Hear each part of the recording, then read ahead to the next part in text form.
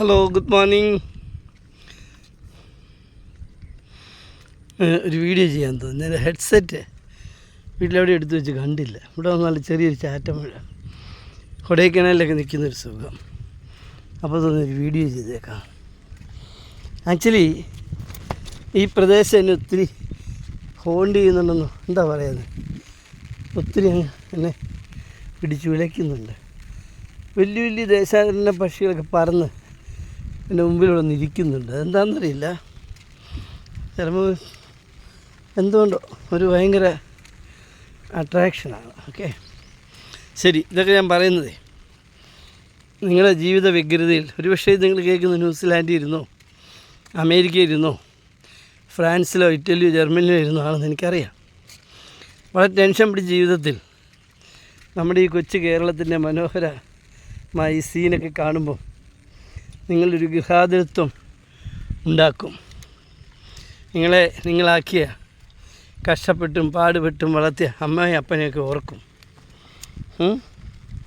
അവരെ ഒന്നൊന്ന് കാണണം, ഈ നാടൊന്ന് കാണണം എന്നോർക്കും. അതിനുവേണ്ടി കൂടെയാണ് just to create some positive attitude in you. Okay, നമ്മൾ എത്രമാത്രം പൊങ്ങി പറന്നാലും നമ്മളതിലേക്ക് നടത്തി എത്തിച്ച നമ്മുടെ നാട്, നമ്മുടെ കൂട്ടുകാർ, നമ്മുടെ മാതാപിതാക്കൾ, ഇവരെയൊന്നും നമുക്ക് വിസ്മരിക്കാൻ പാടില്ല. അതുകൊണ്ടാണ് നിങ്ങൾ കൊതി തോന്നിപ്പിക്കുന്ന ഈ സീനറിക്ക് ഞാൻ ഇടുന്നത്. അപ്പോൾ നമ്മുടെ ഒരു സഹോദരൻ ഫിഷിങ്ങൊക്കെ കഴിഞ്ഞ് വന്ന് വലയൊക്കെ വലിച്ച് നല്ല നമ്മുടെ നാടൻ മത്സ്യമൊക്കെ കറി വെച്ച് കപ്പ വെച്ചൊക്കെ തിന്ന് വായി വെള്ളം വരുന്നുണ്ടല്ലേ. കഴിഞ്ഞ ദിവസം ഞാനൊരു പാർട്ടിക്ക് പോയായിരുന്നു. ഫിഷ് കിട്ടിയോ? വന്നേ ഉള്ളല്ലേ. ഓക്കെ, ഞാനൊരു പാർട്ടിക്ക് പോയി. അവിടെ ഒത്തിരി വിഭവങ്ങളുണ്ട്. പണ്ടൊക്കെ ഞാൻ ചിക്കൻ പീസൊക്കെ കയറി പിടിച്ചേനെ. ഞാനിങ്ങനെ നില നോക്കിയിട്ട് പാൽക്കപ്പ ഫിഷ് കറി എടുത്തു, കുറച്ച് അത്രേ എടുത്തുള്ളൂ. അപ്പം അതിൻ്റെ പാർട്ടി നടത്തിയ ആ ഗൃഹനാഥൻ വന്നിട്ട് പറയും, അതിന് സാർ ഇത്ര കഴിക്കുന്നുള്ളൂ. ഞാൻ പറയാൻ ഇത്ര കഴിക്കുന്നുള്ളെങ്കിൽ പോലും ഞാനത് ആസ്വദിച്ച് എൻജോയ് ചെയ്ത് അതിൻ്റെ പിന്നിൽ പ്രവർത്തിച്ച ആളുകളെ ഓർത്ത് കപ്പ നട്ട കർഷകനെയും ഇത് കറി വെച്ച പാചകക്കാരനെയും ഇത് ഞങ്ങൾക്കായി വിളമ്പാൻ നേതൃത്വം നൽകുന്ന നിങ്ങളെയും നിങ്ങളുടെ മകളെയും അവിടെ വിവാഹ ജീവിതത്തെ പറ്റിയൊക്കെ ഓർത്ത് അനുസ്മരിച്ച് പ്രാർത്ഥിച്ചുകൊണ്ടാണ് ഞാനിത് കഴിക്കുന്നത്. അതിൻ്റേതായ രസമുണ്ടെന്ന്. അതെൻ്റെ തോളയിലൊന്ന് തട്ടി, ഇടാൻ എടുക്കാമെന്നാണോ നിന്നെ എടുത്തോളാമെന്നാണോ എന്തോ. അയാൾ ലക്ഷങ്ങൾ മുടക്കി വലിയ കരിമീൻ പൊള്ളിച്ചൊക്കെ വെച്ച് ഉണ്ടാക്കിയ ഡിന്നറിൽ ഞാനിത്രയും നമ്മുടെ ആ കപ്പ എന്ന് പറയുന്ന സാധനം ആക്ച്വലി അതധികം കഴിക്കാൻ പാടില്ല. എനിക്ക് ഡയബറ്റിക് ഉണ്ട്. കപ്പ, കാച്ചിൽ, ചോറ്, അരി, വൈറ്റ് ഫുഡൊക്കെ ധാന്യങ്ങളേതും ഷുഗറിന് നല്ലതല്ല. അതെടുത്തതെന്ന് വെച്ചാൽ ഒരു പ്രത്യേക വികാരം ഉണ്ടായിരുന്നു. എൻ്റെ മനോമുഖരത് എൻ്റെ അപ്പനും അമ്മയും ഞങ്ങൾ സഹോദരങ്ങൾ 6 പേര് ഇതെല്ലാം അടിച്ചു പൊളിച്ച് ഞങ്ങളുടെ പറമ്പിൽ തന്നെ കൃഷി ചെയ്യുന്ന കപ്പ സ്കൂളിൽ വരുമ്പം സൈമൺ ഒരു വിളിയുണ്ട്. അപ്പോൾ എനിക്കറിയാം, Simon you can pluck or pick ടപ്പിയൊക്കെ ഒരു മൂട് മതി. ഒരു 4-5 കിലോ ആണ് ഞങ്ങളെല്ലാവരും കൂടി അത് കഴിക്കുന്ന. ആ ഒരു രസം ഓർമ്മയിലേക്ക് വരികയാണ്. ഇതൊക്കെ ഞാൻ നിങ്ങളെ കൊതിപ്പിക്കുന്നത് നാടിനെ നിശേഷം മറക്കാതിരിക്കാൻ വേണ്ടിയാണ്. അവധി കിട്ടുമ്പം പാഞ്ഞ് നാട്ടിൽ വരണം. അമ്മയും അപ്പനെയും എല്ലാം കാണണം, സഹോദരങ്ങളെ കാണണം, കൂട്ടുകാരെ കാണണം. പറ്റുമെങ്കിൽ കൂട്ടുകാരെയൊക്കെ വിളിച്ചുകൊണ്ട് നല്ലൊരു ഫുഡൊക്കെ വാങ്ങിച്ചു കൊടുക്കാം. അപ്പോൾ 2 കാര്യം. ഒന്ന്, നിന്നെ അനുകരിക്കാൻ അവർ ശ്രമിക്കും. അവരുടെ കുടുംബദർശി അവർ പഠിച്ച് മിടുക്കരായി പോകാൻ ശ്രമിക്കും. 2, നിൻ്റെ ആ നൊസ്റ്റാൾജിയ വർക്കൗട്ട് ചെയ്യുമ്പം നീ നേടിയെടുത്ത സ്ട്രെസ് ഉണ്ടല്ലോ. ഏത് രാജ്യത്തും എന്ത് ജോലി ചെയ്യാൻ സ്ട്രെസ് ഉണ്ട്. കേരളത്തിൽ ഞാനും ഒത്തിരി സ്ട്രെസ് അനുഭവിച്ച ആളാണ്.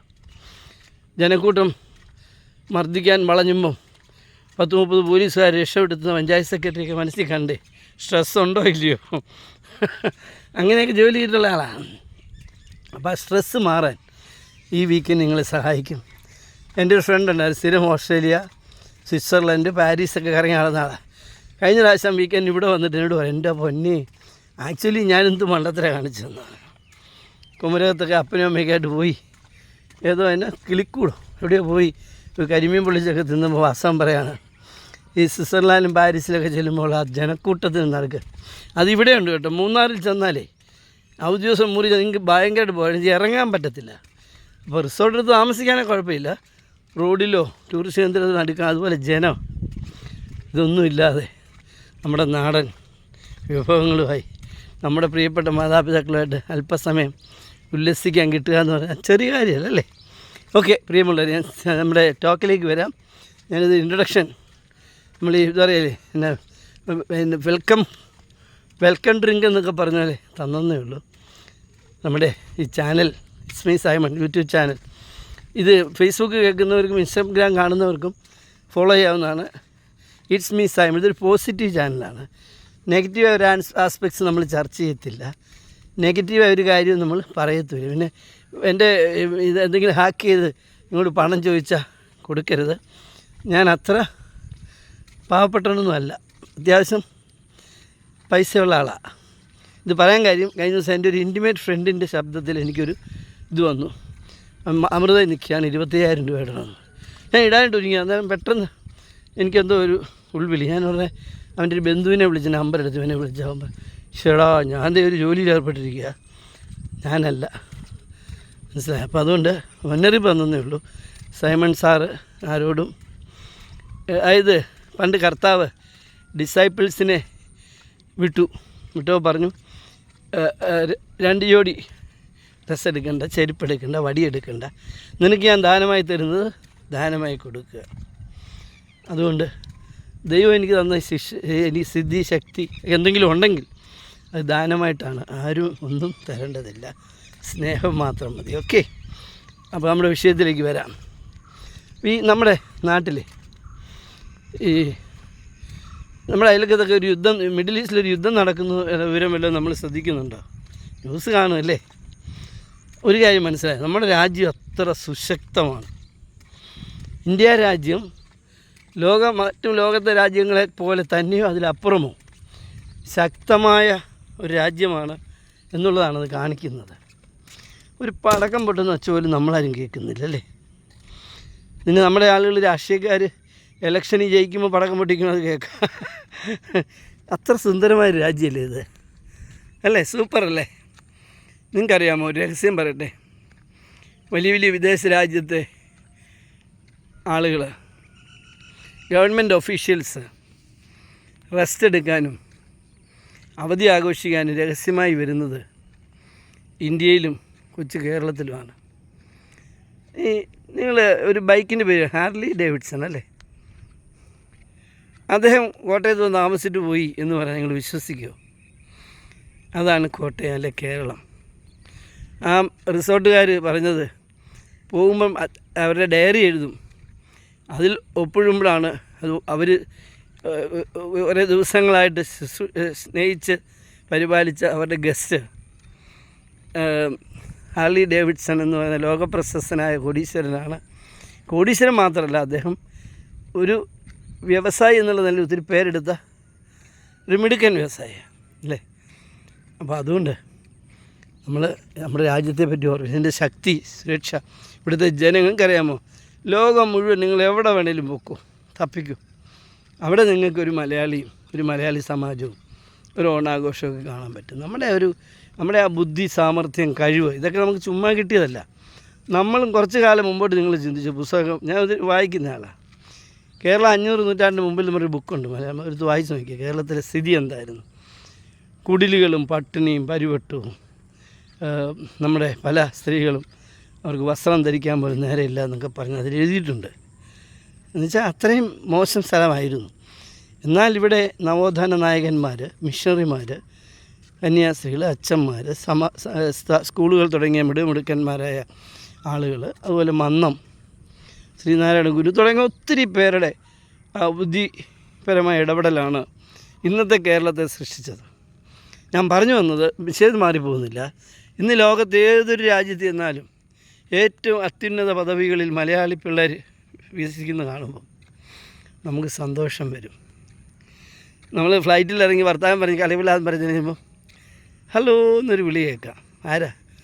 സെക്കൻഡ് കോക്പിറ്റിലെ പൈലറ്റോ ഫസ്റ്റ് പൈലറ്റോ ഒക്കെയാണ്. എന്നുവെച്ചാൽ ഹലോയിലുണ്ട്, എടാ മോനെ ഞാനും നമ്മുടെ ആളാണ്. യൂണിവേഴ്സിറ്റിയിൽ അമേരിക്ക ബുക്ക് എടുക്കാൻ പോകുമ്പോൾ ലൈബ്രറിയൻ അവിടെ സഹായിക്കാൻ നിൽക്കുന്നത്. നമ്മൾ മലയാളം, എൻ്റെ മോനും ഞാനിവിടെ പോകുന്നത്. അപ്പോൾ അത് ഇപ്പം പറയാം, പപ്പയും മോനും കൂടെ ബുക്ക് എടുക്കാൻ വന്നാണോ? സായിപ്പിനെ പോലിരിക്കുന്നതെന്ന് ചോദിക്കുക. അവനും മലയാളി. അത്തരത്തിൽ ലോകം മുഴുവൻ. നിങ്ങളിനി സ്വിറ്റ്സർലൻഡിൽ ചെന്നാൽ അവിടെ ചട്ടുകട നടത്തുന്നൊരു മലയാളി നമുക്കറിയാം. കാര്യം പ്രധാനം നല്ല ഉദ്യോഗസ്ഥ. അത് കഴിഞ്ഞ് മലയാളികൾക്ക് ഫുഡ് കൊടുക്കാൻ വേണ്ടി ഒരു സംഭവം. എൻ്റെ മോളൊക്കെ ഫുഡ് വാങ്ങിച്ച് കഴിച്ചെന്ന് പറഞ്ഞാൽ അയാളോട് ഓർഡർ ചെയ്താൽ മതി, ആ സമയത്ത് കൊണ്ടുത്തരും. അപ്പനും അമ്മയും മക്കളും കൂടെ ചെയ്യുന്ന അവരുടെ ജോലിക്ക് ശേഷം. ജോലി വേറെ, ഇത് വേറെ. ഞാൻ പറഞ്ഞത് അത്രയും ബുദ്ധികൂർമ്മതയുള്ള മനുഷ്യൻ നമ്മളെ വളർത്തിയെടുക്കാൻ ഈ നാടെടുത്ത ഒരു തൻ്റെ ഇടം ഉണ്ടല്ലോ. അത് ഈ നാട്ടിലെ ഓരോ പൗരൻ്റെയും രക്തത്തിൻ്റെയും വേർപ്പിൻ്റെയും വിലയാണ്. അത് ബോധ്യപ്പെട്ട് വേണം നമ്മൾ നമ്മുടെ നാടിനെ സ്നേഹിക്കാൻ, നമ്മുടെ കുഞ്ഞുങ്ങളെ പഠിപ്പിക്കാൻ. സാമ്പത്തികമായി ആരെങ്കിലും പുറകെ നിൽക്കുന്നുണ്ടെങ്കിൽ, എന്നെ കേൾക്കുന്നുണ്ടെങ്കിൽ, നിങ്ങൾ ചെയ്യേണ്ട 1-2 കാര്യം ഇത്രയേ ഉള്ളൂ. U should be a model for your words. നിങ്ങളുടെ കുട്ടികൾക്ക് നല്ലൊരു മോഡലായിരിക്കും. നിങ്ങൾ അന്തിക്കള്ളു പഠിച്ച് പാട്ടും പാടി തുണിയും പൊക്കി വന്ന് മോനെ പഠിയടാന്ന് പറഞ്ഞാൽ അവൻ പഠിക്കും. നിങ്ങൾ കാണിക്കുന്നേ പഠിക്കത്തുള്ളൂ. നിങ്ങൾ നല്ല നിർത്താതെ പുക വലിച്ചിട്ട് അവനോട് ഉപദേശിച്ചാൽ അവൻ മറിച്ച് you should be a model for. നിങ്ങൾ ഒന്നും ഉപദേശിക്കണ്ട. നിങ്ങൾ രാവിലെ എഴുന്നേറ്റ് അല്പം മുഖമൊക്കെ കഴുകി ഫ്രഷായിട്ട് വന്ന് ചേർന്ന് പ്രാർത്ഥിച്ച് നിങ്ങളുടെ ദൈവത്തെ, ഞാൻ അങ്ങനെയാണ് പ്രാർത്ഥിക്കുന്ന ആളാണ്. ആ പ്രാർത്ഥിച്ച് നിങ്ങളുടെ മക്കളും കൊച്ചുമക്കളും ഇത് കാണുമ്പോൾ എന്താ അവരുടെ മനോമുഖരത്തിലും ഇത് തന്നെ വരും. അതുപോലെ തന്നെ നിങ്ങളൊന്ന് നടക്കാനൊക്കെ ഒന്ന് പോയി ഒരു എക്സസൈസൊക്കെ ചെയ്തേ വീട്ടിൽ ഇതൊക്കെ ഒന്ന് സംസാരിച്ചപ്പോൾ കുട്ടികളും അത് എക്സസൈസ് ചെയ്യാൻ തുടങ്ങും. എന്തിനാണ് നിങ്ങൾ ചെയ്യുന്ന എന്തും നിങ്ങളുടെ കുട്ടികൾ, പ്രത്യേകിച്ച് അപ്പന്മാരെ പെമ്മക്കളും അമ്മമാരെ ആമക്കളുമാണ് ഫോളോ ചെയ്യുന്ന ഓർത്തണം കൂടുതൽ. പക്ഷേ അല്ലാത്ത എക്സെപ്ഷൻ കേസും ഉണ്ട്. അപ്പം നിങ്ങൾ മരിച്ചു വീട്ടിൽ ചെല്ലുമ്പോൾ കണ്ടു, അപ്പനാ മരിച്ചെങ്കിൽ കൂടുതൽ കരയുന്നത് മോളും കൊച്ചുമക്കളും ആയിരിക്കും. മകനപ്പം വേറെ കാര്യമുണ്ട്, ചുമതല ഉണ്ടായിരിക്കും. പക്ഷെ തിരിച്ച് അമ്മമാർക്ക് എന്തെങ്കിലും വന്നാലോ ആ മക്കൾ പൊട്ടി കരയുന്നത് കേൾക്കാം.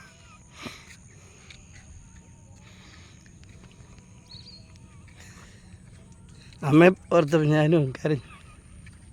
ഓക്കെ, അപ്പം നമ്മുടെ നാടിൻ്റെ അപ്പം കുട്ടികളെ നമ്മൾ ശ്രദ്ധിക്കേണ്ടത് കുഞ്ഞുങ്ങളുടെ വിദ്യാഭ്യാസത്തിലൂടെയാണ് നമുക്ക് മുന്നേറാൻ പറ്റും. അതിന് ഏറ്റവും വലിയ സ്കൂളൊന്നും വേണ്ട, സർക്കാർ സ്കൂൾ മതി ഇപ്പം.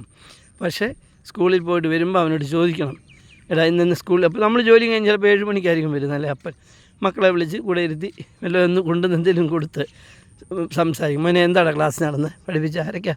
എൻ്റെ ക്ലാസ് ടീച്ചറിൻ്റെ പേരെന്നാ? മാലതി മിസ്സാ അങ്ങനെയുണ്ട്, പഠിപ്പിക്കൂ എല്ലാം ചോദിക്കും, ചുമ്മാ ചോദിക്കും, കാഷ്വൽ ടോക്ക്. അവന് വലിയ അഭിമാനം. അപ്പോൾ സ്കൂളിൽ നടന്ന കാര്യമൊക്കെ പറയാം, അല്ലെ അവൾ പറയും. അതുപോലെ അമ്മയും ഇതുപോലെ തന്നെ അപ്പം അപ്പം ഈ കോൺവെർസേഷൻ്റെ ഗുണം എന്നാണെന്നറിയോ? നിങ്ങൾ മക്കളോട് സംസാരിക്കുക അപ്പനും അമ്മയും. പക്ഷേ നിങ്ങളുടെ ഓഫീസിലോ നിങ്ങളുടെ ജോലി സ്ഥലത്തോ ഒത്തിരി ടെൻഷൻ ഉണ്ടായിട്ടുണ്ടെങ്കിൽ ഇതെല്ലാം അഴിഞ്ഞ് അങ്ങ് പോവും. അതിനുശേഷം 10-15 മിനിറ്റ് കഴിഞ്ഞ് പ്രാർത്ഥനയൊക്കെ ഉണ്ട്. അത് കഴിഞ്ഞ് ഭക്ഷണം കഴിച്ച് പിള്ളേർ ഹോംവർക്കൊക്കെ അതിന് മുമ്പ് ചെയ്തിട്ട് കിടത്തി ഉറക്കുക. നിങ്ങൾ ഒന്ന് ഇങ്ങനെ ഒരാഴ്ച എടുത്ത് നോക്കി. നിങ്ങൾ മദ്യശാലയിൽ പോയിരുന്ന് കിട്ടുന്ന കൂട്ടുകാർ പറയുന്ന നുണ കേൾക്കുമ്പോൾ കിട്ടുന്ന സുഖമാണോ, നിങ്ങളുടെ കുടുംബത്തിൽ നിങ്ങൾ കിട്ടുന്ന ആ സുഖമാണോ വലുതെന്ന് നോക്കി. ഞങ്ങളതൊക്കെ ആസ്വദിച്ചുകൊണ്ടിരിക്കുന്നവരാണ് വർഷങ്ങളായി. എൻ്റെ കല്യാണം കഴിഞ്ഞ് 39 വർഷം കഴിഞ്ഞു. വർഷങ്ങളായി ഞങ്ങളിതൊക്കെ ആസ്വദിച്ചുകൊണ്ടിരിക്കുന്നത്. എൻ്റെ മോനോ മോളോ ഒരു ട്യൂഷനും ഇല്ലായിരുന്നു. അവനിപ്പം US അവനും ഭാര്യയൊക്കെ നല്ല അവിടെ ജീവിക്കുന്നു. മോളാണെങ്കിൽ ഇവിടെ ബിലീവേഴ്സ് ഹോസ്പിറ്റലിലെ ഡോക്ടറാണ്. അവളിപ്പോൾ UK പോകാനുള്ള പരീക്ഷയൊക്കെ പാസ്സായിരിക്കുകയാണ്. ഇതൊക്കെ സംഭവിക്കുന്നത് നമ്മളൊരു മാജിക്ക് കാണിച്ചിട്ടല്ല. അവിടെ അപ്പനിപ്പോഴും പഠിക്കുകയും വായിക്കുകയും റിസർച്ച് നടത്തുകയും ചെയ്യുന്ന അവൾ കാണുന്നുണ്ട്. അവിടെ കൊച്ചുമക്കൾക്ക് പോലും നമ്മൾ കാര്യങ്ങൾ അവരും കണ്ടുകൊണ്ടിരിക്കുക. ഇതായിരിക്കും നിങ്ങളുടെ കുട്ടികളോട് നിങ്ങൾ നന്നായിട്ട് പെരുമാറി. നിങ്ങളൊന്നും ഉപദേശിക്കേണ്ട, മനസ്സിലായോ? നിങ്ങൾ അപ്പനും അമ്മയും വീട്ടിലുള്ള വലിയപ്പനും വലിയമ്മയൊക്കെ ശാന്തമായി സന്തോഷമായിട്ട് ജീവിച്ചാൽ മതി. അവർ കയറി വരും. പിന്നെ ജോലി എപ്പോഴായിക്കോട്ടെ, ചിലപ്പോൾ 8 മണിക്കായിരിക്കും, എപ്പോഴായാലും വന്നാൽ 10 മിനിറ്റ് കുഞ്ഞുങ്ങളെല്ലാം വിളിച്ചടുത്തിരുത്തി അപ്പനും അമ്മയും കൂടെ നടുക്കിരുന്ന് വർത്താനം പറയുക. ഒന്നും വേണ്ട, ചുമ്മാ എന്നാണ് മോനെ അവനെ ഒന്ന് കെട്ടിപ്പിടിച്ചൊന്ന് തഴുകി മോടെ തോളത്തും തട്ടി അവിടെയും പപ്പ എനിക്ക് മാത്സ് ഇത്തിരി പ്രോബ്ലം, എന്താ മാത്സിൻ്റെ പ്രശ്നം, ആ പ്രശ്നം ഒന്ന് ആലോചിച്ച് നമ്മളെ കൊണ്ട് പറ്റുന്ന അല്ലെങ്കിൽ നമ്മൾ ആരെങ്കിലും കൊണ്ടൊന്നും കാണിച്ച് ആ പ്രോബ്ലം മാത്രം സോൾവ് ചെയ്ത് കൊടുത്താൽ മതി. അന്ന് തൊട്ട് ട്യൂഷന് വിട്ട് കൊച്ചിനെ കുളമാക്കരുത്. എന്താണ് അവന് മാത്തമാറ്റിക്സ് ഇന്ന വിഷയം അതൊന്ന് പറഞ്ഞു കൊടുക്കും. കൊച്ചേ അത് മതി. അപ്പോൾ അവൻ തന്നെ ഡെവലപ്പ് ചെയ്തോളൂ. ഓക്കെ, അങ്ങനെ വിദ്യാഭ്യാസത്തിലൂടെയും പരിശ്രമത്തിലൂടെയും നമുക്ക് ജീവിക്കാം. പിന്നെ ബിസിനസ് ചെയ്ത് ജീവിക്കാൻ പറ്റും. അതിൻ്റെ ക്ലാസ്സുകളുണ്ട്. ഇസ്മി സൈമൺ യൂട്യൂബ് ചാനലിൽ കയറിയാൽ ഏതൊരു പാവപ്പെട്ടവനും ബിസിനസ് ചെയ്ത് വളരാനുള്ള ക്ലാസ്സുകളൊക്കെ ഉണ്ട്. ശാന്തമായിരുന്ന ഒത്തിരി ഉണ്ട്. പുറകിലായിരിക്കും ഒരു പക്ഷേ അത് നിങ്ങൾ തപ്പിയെടുക്കണം, എടുത്ത് കണ്ട് അത് പഠിക്കണം. നിങ്ങൾക്കും ആകാം. ഒരാളും ദരിദ്രമായിട്ടല്ല ദൈവം ദൃഷ്ടി ചെയ്യും. എല്ലാ മനുഷ്യരും ഒരുപോലെ കഴിവുള്ളവൻ കയറിപ്പോകുന്നു. അത് പരിശ്രമത്തിലൂടെയാണ്. നിങ്ങൾക്കും വിജയിക്കാം, ജീവിതത്തിൽ വലിയ ആളാകാം. എന്നും ഒരു ചാക്കോച്ചൻ്റെയോ തങ്കപ്പൻ്റെയോ കീഴിൽ കിടന്ന് ഇതെടുക്കണം എന്ന് പറയുന്നത് കേൾക്കേണ്ട കാര്യമൊന്നുമില്ല. നിങ്ങൾക്കൊരു എൻ്റർപ്രനർ, സ്വയം ബിസിനസ് ചെയ്യാം, സ്വയം ഓരോന്ന് ചെയ്യാം. നിങ്ങൾ തന്നെ ഒരു നന്നായിട്ട് ചെയ്യുന്ന മേസ്തിരിയാണ്, നിങ്ങൾക്ക് 10 പേരെ നിർത്തി ഒരു കോൺട്രാക്ടറായി അവിടെ നിൽക്കുക. അങ്ങനെയൊക്കെ ഒത്തിരി കാര്യങ്ങളുണ്ട്. അതിൻ്റെ ക്ലാസ്സുകൾ നമ്മുടെ ഇസ്മീസ് യൂട്യൂബ് സൈമൺ ചാനലിലുണ്ട്. ഇസ്മീസ് സൈമൺ യൂട്യൂബ് ചാനലിലുണ്ട്. ബിസിനസ്സുകാർക്കുണ്ട്. ബിസിനസ് തുടങ്ങി പക്ഷേ വേണ്ടത്ര പരിചയമില്ലാത്തതിന് ചില മോശമാണ്. അങ്ങനെയുള്ളവർക്ക് സർവൈവ് ചെയ്യാനുള്ള ക്ലാസ്സുണ്ട്. ഭയങ്കരമായിട്ട് ബിസിനസ് ചെയ്യുമ്പോഴും അത് ഒരിക്കലും എന്നും നിലനിൽക്കത്തില്ല. ഒരുപോലെ മാറ്റങ്ങൾ വരാം. ഞങ്ങൾക്കറിയാം, ഞാൻ അംബാസഡർ കമ്പനിയുടെ കഥ പറയും. ഇന്ത്യ മുഴുവൻ കോടിക്കണക്കിന് കാർ വിറ്റ കമ്പനി അംബാസഡർ. പക്ഷേ ക്രമേണ താളൊന്നും എന്താ മോഡേണൈസേഷനാണ്. നമ്മൾ കാലത്തിനൊത്ത് പോകണം. വീട്ടിലാണേലും വീട്ടമ്മയാണേലും വീട്ടുകാരനാണേലും കുട്ടികളാണേലും കാലത്തിനൊത്ത് മാറണം. നമ്മുടെ സ്റ്റൈലും പഠനവും രീതികളും മാറണം. അല്ല നമുക്ക് നിലനിൽക്കാൻ പറ്റത്തില്ല. അംബാസഡർ കാർ ഇപ്പോഴും ഓടുന്നുണ്ട്. പക്ഷേ എത്ര പേര് ഓടിക്കുന്നുണ്ട്? അംബാസഡർ കാർ മോശമല്ല, 1.5 എൻജിൻ പവറുള്ള നല്ല ഒന്നാന്തരം വണ്ടിയായിരുന്നു. പക്ഷേ മോഡേണൈസേഷൻ വന്നപ്പോൾ ഒരൊപ്പത്തിനൊപ്പം നീങ്ങാൻ അവരുടെ മാനേജ്മെൻറ്റ് സഹായിച്ചില്ലെന്നുള്ളതാണ്. കാരണം ഈ ഗവേഷണത്തിന് ഞാൻ കഴിഞ്ഞ ദിവസം എൻ്റെ ഒരു ബന്ധു ഈ ബെൻസ് കമ്പനിയിലെ വലിയൊരു എൻജിനീയറാണ്. അപ്പോൾ അവൻ്റെ ഭാര്യ മഹീന്ദ്ര കമ്പനിയിലെ വലിയൊരു എൻജിനീയറാണ്. അപ്പോൾ അവരും ഞങ്ങൾ അങ്ങോട്ട് സംസാരിക്കുക. അപ്പം ഈ മോഡേണൈസേഷൻ അവരുടെ കാറുകളിൽ വരുന്ന മാറ്റം എന്തിനാ? മാരുതിയിലൊരു കാറ് വരുന്നുണ്ട്. ആ കാറിനെ പറ്റി അവൾ പറയാം. രഹസ്യമാണ്, പറയാൻ പാടില്ലാത്തെങ്കിലും ഞാൻ ചെറുതായിട്ട് സൂചിപ്പിക്കാം. നമ്മുടെ ചാനൽ അധികം പോകുന്നില്ലല്ലോ. അതായത് ചുമ്മാ ഒരു പാർട്ടി നടക്കുമ്പോൾ ഈ കാറ് കൊണ്ട് നടുക്കിട്ടിട്ട് അതിൻ്റെ ചില സ്വിച്ചൊക്കെ ഓൺ ചെയ്താൽ പാട്ട് പാടുക, ലൈറ്റ് ചെയ്യുക, നൃത്തം ചെയ്യുക, കാറ്. അപ്പോൾ ആ കൂടെ ഉള്ളവർക്കൊക്കെ അതിൻ്റെ ഒപ്പം നിൽക്കാം. അത്തരത്തിലുള്ള കാറാണ് ഇറങ്ങാൻ പോകുന്നത്. അപ്പോൾ ബെൻസ്. അപ്പോൾ ഈ കാറ് 4 വർഷമായിട്ട് ഗവേഷണത്തിലാണ്. അത് തീർന്നിപ്പോൾ ഇറങ്ങും. അപ്പം ഞാൻ ചോദിച്ചു, ബെൻസുകാരൻ പറയുന്നതിനെ അറിയുമോ? ഒരു കാർ ഇറക്കണമെങ്കിൽ 5 വർഷം അത് ഇറക്കി പഠിച്ച് അതിൻ്റെ CEO തൊട്ട് തൊഴിലാളികളിൽ ഓടിച്ച് പഠിച്ച് ഗട്ടറിൽ ഓടിച്ച് കുന്നുകയറ്റി വെള്ളത്തിലൂടെ ഓടിച്ച് എല്ലാ അനുമതികളും പരിശോധിച്ച് ഇറക്കി അതിന് ശേഷം ഇറക്കുന്നത്. അതായത് നമ്മുടെ പല കമ്പനിയും കാർ ഇറക്കി കംപ്ലയിൻറ്റ് കിട്ടുമ്പോൾ തിരിച്ച് വിളിച്ച് ചെയ്യുമ്പോൾ ഇവരൊക്കെ അത് അങ്ങനെയല്ല. അതുകൊണ്ടാണ് 100% അഷ്വറൻസിൽ അവർ വണ്ടി ഇറക്കുന്നത്. ഒരു വണ്ടി ഇറക്കി 5 വർഷം വരെ പഠിച്ചിട്ടാണ്. അപ്പം നമ്മൾ അത് ശ്രദ്ധിക്കണം. ഇപ്പോൾ ബിസിനസ് ചെയ്യുമ്പം പാളിച്ചകൾ വരാം, പോരായ്മ വരാം. അപ്പം ദുഃഖിച്ചിരിക്കാതെ ഇതിന് സർവൈവ് ചെയ്യാനുള്ള കാര്യങ്ങളുണ്ട്. അത് നോക്കി പഠിക്കണം. ഓക്കെ, ഒരു കാര്യം ഞാൻ പറയാം. ഏതൊരു രാജ്യത്തും അംഗീകരിക്കപ്പെടുന്ന വർഗം എൻ്റർപ്രനേഴ്സാണ്, തൊഴിൽദായകരാണ്. സ്വന്തമായി ഒരു ചായക്കട നടത്തുന്നവൻ തൊഴിൽദായകനാണ്. അവൻ്റെ കീഴിൽ 4-5 സ്റ്റാഫുണ്ട്. അതുപോലെ ഓരോ രംഗം എടുത്ത് നോക്കാം. അവനാണ് സമൂഹത്തിൽ മാന്യാൽ. ഇപ്പോൾ നമ്മുടെ ഇന്ത്യൻ പ്രധാനമന്ത്രി അല്ലെ അമേരിക്കൻ പ്രസിഡൻ്റൊക്കെ യാത്ര ചെയ്യുമ്പോൾ അവരുടെ വിമാനത്തിൽ കുറേ ആൾക്കാർ കാണും, കുറച്ച് എൻ്റർപ്രനേഴ്സ്. അദാനിയൊക്കെ അങ്ങനെ പോയി വിദേശത്ത് ഒത്തിരി ബിസിനസ് നേടിയാതെ നിങ്ങൾക്കറിയാം. അദാനി നമുക്ക് കുശുമ്പ് തോന്നുമെങ്കിലും ലോകത്തിൻ്റെ മുമ്പിൽ ബിസിനസ് മാഗ്നറ്റായിരുന്ന ഒത്തിരി കാര്യങ്ങൾ ചെയ്ത് നമ്മുടെ നാടിന് യശസ് ഉയർത്തുന്ന ഒരാളാണ് അദാനി. ഇപ്പോൾ വിഴിഞ്ഞം പോർട്ട് അദാനിയാണ് നിർമ്മിച്ചത്. തിരുവനന്തപുരം എയർപോർട്ടിൽ ചെന്നാൽ അറിയാം അദാനിയാണ്. അതിന് അവരെ കുറ്റപ്പെടുക, അവരുടെ കഴിവ് സ്കില്ല് അവർ ഡെവലപ്പ് ചെയ്യുന്നു. ടാറ്റ ലോക പ്രശസ്തമാണ്. ഇന്ത്യയിലെ ഏറ്റവും വലിയ പണക്കാരൻ ഞാൻ പറയുന്നത് ടാറ്റയാണ്. പക്ഷേ ടാറ്റ അവൻ്റെ ലാഭം പല മേഖലയിലേക്ക് ഡൈവേർട്ട് ചെയ്ത് വിടുക. ഒത്തിരി ചാരിറ്റി ചെയ്യുന്നുണ്ട്. അറൗണ്ട് 40% ചാരിറ്റിക്ക് പോവുക. അപ്പോൾ അങ്ങനെയൊക്കെ ഇത് ഞാൻ പറഞ്ഞത്. അപ്പോൾ നമുക്ക് ഇത്തരത്തിൽ ഉയർന്നു വരണമെങ്കിൽ we must do something positively. First of all you must think, എനിക്കിത് മതിയോ എൻ്റെ ജീവിതം, ഞാനിപ്പോഴും ഒരു മൈക്കാട് പണിക്കാരനാണ്, അല്ലെങ്കിൽ ഞാനൊരു മേസ്ത്രിയാണ്, ഇത് മതിയോ? അതെ, ഞാൻ ഓട്ടോറിക്ഷ ഓടിക്കുന്ന ആളാണ്, അല്ലെങ്കിൽ ടാക്സി ഇത് മതിയോ? എനിക്ക് ഉയരണ്ടേ? അപ്പോൾ 4-5 ഓട്ടോറിക്ഷ മേടിച്ചൊരു അങ്ങനെയൊക്കെ പലതരത്തിൽ ചെയ്യാം. അപ്പോൾ അതിനെപ്പറ്റിയുള്ള ക്ലാസ്സുകൾ ഇസ്മി സൈമണിലുണ്ട്. ശാന്തമായി തപ്പിയെടുക്കണം. ധാരാളം വീഡിയോസ് ഉള്ളതുകൊണ്ടാണ് ലോകം മുഴുവൻ ഇത് പോയിക്കൊണ്ടിരിക്കുന്നതല്ല. അപ്പോൾ അതിന് കണ്ടെത്തി ജീവിതത്തിൽ പ്രയോജനപ്പെടുത്തിയാൽ നിങ്ങൾക്കും ഒരു ധനികനാകാനോ അല്ലെങ്കിൽ ഒരു ധന്യനാകാനോ കഴിയും. ധനികനാകുന്ന ഒരു കാര്യമൊന്നുമില്ല, നിങ്ങളൊരു ധന്യനാകണം. നിങ്ങളെക്കൊണ്ട് 10 പേർ ജീവിക്കണം, 10 പാവപ്പെട്ടവനെ സഹായിക്കണം, നിങ്ങൾക്ക് ഒരുവനൊരു വീട് വെച്ച് കൊടുക്കാൻ കഴിയണം. ഒരു ഡോക്ടറുടെ പടം ഇടയ്ക്കിടയ്ക്ക് കാണാം, 400 വീട് 500 വീടൊക്കെ നിർമ്മിച്ച് കൊടുക്കുക. ആ സ്ത്രീ സ്വർഗത്തിൽ പോകത്തില്ലേ? ഈ വീട് കിട്ടിയ പാവങ്ങളെല്ലാവർക്കും വേണ്ടി കുത്തിയിരുന്ന് പ്രാർത്ഥിക്കത്തില്ലേ?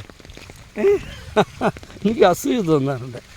അപ്പം നമുക്ക് ഒത്തൊരുമിച്ച് ശ്രമിക്കാം, നമുക്ക് എന്തെങ്കിലുമൊക്കെ ചെയ്യാൻ ശ്രമിക്കാം. Okay, all the best. Have a fantastic positive day. Praise our God.